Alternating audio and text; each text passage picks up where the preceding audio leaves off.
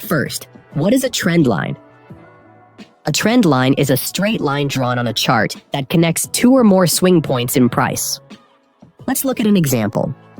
In this chart, we can see that price is fluctuating, moving up and down repeatedly. So, with all these movements happening, how can we tell where the market is actually heading? Simple, we draw a trend line. By drawing a straight line connecting the swing lows on the chart, we can see that the trend line is heading in an upward slope. This tells us that despite these short-term fluctuations in price, the overall market trend is up. Now let's look at the opposite scenario. Here's another chart. Again, we can see that price is fluctuating, moving both up and down. However, when we apply a trend line, this time connecting the swing highs, we can see that the trend line is sloping downwards, meaning that despite the short-term fluctuations, the overall market trend is down. Now, a question you might be asking is, can't we already tell where the overall market is heading just by looking at it? Why do we even need trend lines? The answer is simple. Trend lines do more than just show the trend. They also help us spot trade setups that we otherwise wouldn't have spotted if we looked at the charts with the naked eye. For example, in this chart, we've applied a trend line by connecting the swing lows. Now, notice that in the past, price tends to bounce off the trend line every time it touches it. This tells us that in the future, if price ever approaches the trend line again, there's a high probability that we can expect another bounce. So, a possible trade setup here would be to take a buy trade if price retraces to the trend line. Now, the second reason why trend lines are useful is that if price breaks a trend line, it could signal a possible change in trend direction. For example, in this chart, we've applied a trend line by connecting the swing highs, and it clearly shows that the market is in a downtrend. But right here, price broke above the trend line, and soon after, the trend shifts from a downtrend to an uptrend. Knowing this, the next time price breaks out of a trend line during the downtrend, we could set up a possible buy trade. But keep in mind, the examples I showed you are just ideal scenarios. In real trading, we can't just blindly enter a trade every time price touches or breaks a trend line, because these patterns rarely work by themselves. We need to combine other concepts, such as price action, to increase our chances of getting successful trades, which we'll get into later in the video. Now, before we start trading with trend lines, we first need to know how to actually draw them properly, because if you get this wrong, the strategies won't work anyway. So, here's an in-depth guide on how I draw trend lines. To draw a trend line, we first need to identify something called swing points in the price. A swing point is when price moves into an area and then moves away from it. For example, here we can see that price went down and then reverses back up. Now, this lowest point before the price moves away is called a swing low. Our job is to find as many of these swing points as possible on the chart. And in this case, we can see multiple swing lows right here. However, the key here is to only mark the swing points that are major and obvious to spot. So, only mark the ones that stand out. Now, there needs to be at least 2 major swing points in order for us to be able to draw a trend line. In this case, we have more than enough. So, once you identified them, simply draw a straight line connecting them. So that's going to be your trend line. Now, a common question people ask when drawing a trend line is, should I draw them touching the wicks of the candles? Or should I draw them touching the bodies of the candles? The answer is, whichever gets you the most touch points. For example, looking at this chart, if we draw a trend line by touching the wicks, we get a total of 3 touch points. However, if we draw it touching the candle bodies, we get a total of 5 touch points.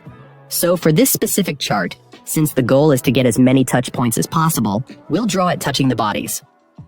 Now, an important thing to keep in mind is that trend lines should be treated like areas or zones instead of fixed lines.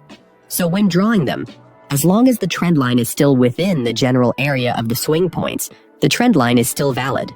It doesn't matter if you draw it slightly higher like this or slightly lower like this.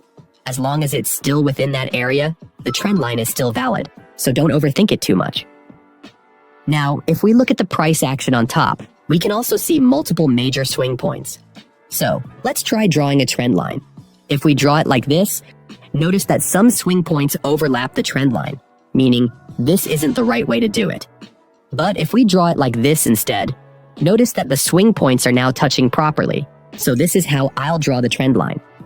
Let's look at another example to make this even clearer. Again, the first step is to identify major swing points. And here, we can immediately see multiple obvious swing points. We have multiple swing highs here and multiple swing lows here. Next, we simply draw the trend line by connecting these swing points. So, this will be our trend line. To recap, the key to drawing trend lines is simply identifying major swing points and connecting them to get as many touch points as possible. And don't worry if you don't get it right the first time, because the more you practice drawing them yourself, the easier it will get. Alright, now that you know how to draw trend lines the right way, I'm going to reveal the high win rate strategy that I use. So, the way this strategy works is we treat trend lines as key levels. Let's say you have an existing trend line drawn on a chart. Now, when drawing a trend line, we can see that price has bounced from it every time it touches in the past. So in the future, we could possibly expect another bounce. However, that doesn't mean we can just enter buy every time price touches the trend line, because this pattern won't always work. Like in this example. Here, you can see that price has rejected the trend line in the past, and now it can be seen touching it again, so you might expect another bounce. However, instead of bouncing, price instead breaks right through. So if you blindly bought at this trend line, you would have taken a loss. And that's exactly why you need a better approach. So, here's the strategy I use that's made me a lot of money. The first step is to spot a valid trend line setup. Like in this chart, we can see that price is on an uptrend, and we also have swing lows here that we can connect. So we can just draw a trend line right here.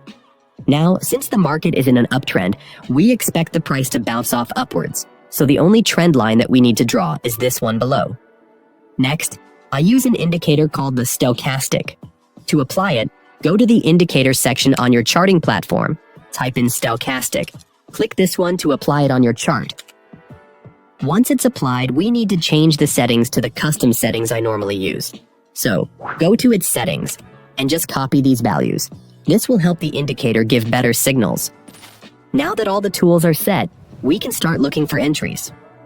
So, what I look for is price approaching the trend line, but I also want to make sure that the blue stochastic line crosses into the oversold level, which is this bottom level here. So that would look something like this. But keep in mind, as I mentioned earlier, we treat trend lines as zones instead of fixed lines. This means that price doesn't have to touch the trend line perfectly. As long as it's within the zone of the trend line, while the stochastic crossed oversold, the setup is still valid. For our last entry confirmation, wait for the stochastic line to cross back inside the oversold levels again. So, to recap, first we want to see price approaching the trend line area. Next, we want to see the stochastic crosses into oversold, then crosses back inside again. Once these signals are met, I open a buy position. For the risk management, we set our stop loss slightly below the swing low in this area. And for take profit, we target 2 times the size of our stop loss. And as you can see, price bounced, hitting our take profit. So the key to this strategy is simply using stochastic as extra confirmation for our trade, so that we don't blindly enter trades when price touches the trend line. Let's look at another example. In this chart, we already have our stochastic with the custom settings applied. Next, we can see an obvious trend line that we can draw at these swing highs, so just draw it right there. Now, since the overall trend is heading down, the setup we're looking for is price bouncing off this trend line to the downside. That's why we only draw the trend line above and didn't need to draw the one below. Next, we wait for price to approach the trend line while the stochastic crosses the overbought line. Now in this example, notice that the price didn't touch the trend line perfectly and instead slightly broke above it. However, this still counts as a valid setup because it's still within the trend line zone. Now, an interesting thing about this specific setup is that this area where price touches the trend line also seems to align with a support turned resistance level here. This is called confluence, and usually it's a sign that price has a higher chance of bouncing off that key level because of the 2 key levels converging. For the final entry confirmation, we wait for the stochastic line to cross back inside the overbought level. Once that happens, we take a short position. Next, we can place a stop loss slightly above the swing high, and the take profit at 2 times the size of our stop loss. And as you can see, price dropped perfectly and hits our take profit. Now, there's actually another trend line strategy that I use, and this one can potentially bring in even more profits. So let's move on to strategy number 2. The way this strategy works is simple. Let's say we have an established trend line during a downtrend. Normally, if price breaks out of a trend line, it signals a trend change to an uptrend, because a trend line break tells us that the existing downtrend structure has been broken. However, you can't just blindly enter positions when a trend line breaks, because price could form what's called a false breakout. This is when price breaks a trend line, making you think a trend change is happening, but it reverses back down instead. If you entered a buy position, you'll end up taking a loss. Now, there's actually a way to avoid this. So here's the trend line breakout strategy I use that's made me a lot of money. The first step of this strategy is to find an existing trend line. And in this chart, we can see that price is in a downtrend, and we have swing points right here that we can connect to draw a trend line. Next, we wait for price to break out of that trend line. Now, in order to know whether this breakout is likely a real breakout or a false breakout, we need to look for signs that the downtrend is getting weaker. And the way I do that is by analyzing market structure. Here's how it works. In this example, price makes a low, then it breaks that low, forming what's called a lower low.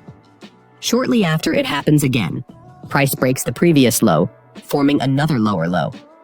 And then once more, price breaks the low and forms yet another lower low. This shows that price keeps forming lower lows, which tells us the downtrend is still strong. But now, look at what happens before the breakout. We notice that price fails to form another lower low and instead forms higher low. This tells us that this downtrend structure was already getting weaker before the price broke out. Another key confirmation is making sure that when price broke out, the candle should close well above the trend line. Because again, we treat trend lines as zones, so we want to see a strong close above the trend line to confirm that price has actually shifted into an uptrend. So this is what I look for before entering a trade.